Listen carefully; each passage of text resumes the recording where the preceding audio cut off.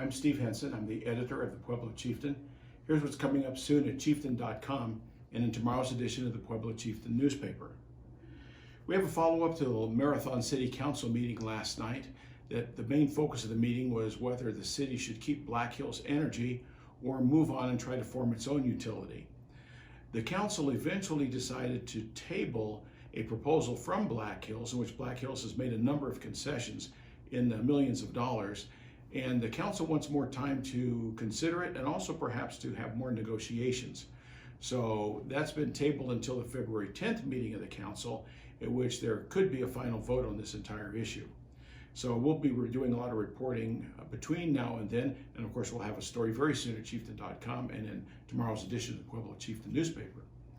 In addition to that, the homeless shelter is finally open on 4th Street. That's the site of the old Wayside Cross Mission. It's been undergoing remodeling for some months now. A temporary shelter has been in place for the homeless of our community, and now the actual shelter is open down on 4th Street. It's just open today, as a matter of fact. We'll have a story on that tomorrow.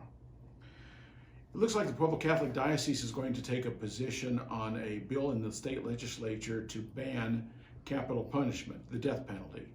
It's been more than 20 years since someone was executed in Colorado. As a matter of fact, Tracy Harmon of the Pueblo Chieftain and I covered that execution of a man named Gary Lee Davis, who had committed a terrible crime up in northern Colorado.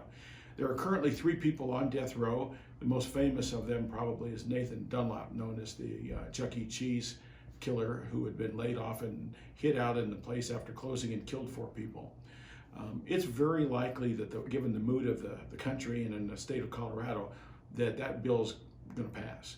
But we're going to have some words from the local diocese on that issue, and we hope to have that story tomorrow. I know the diocese is working on the proposal. If not, we'll have it very soon this week. In other news, the City County Health Department has hired a full-time person to work on the city's illegal dumping problem, to keep track of things, see if they can develop some patterns, maybe bust some people doing this. I don't think they're going to have enforcement capability, but they certainly will be given the ability to pass on information to law enforcement. So we'll have a story on that.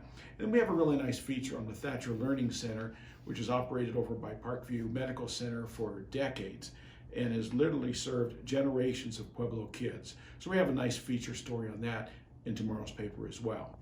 So that's about it for today. We'll talk to you tomorrow.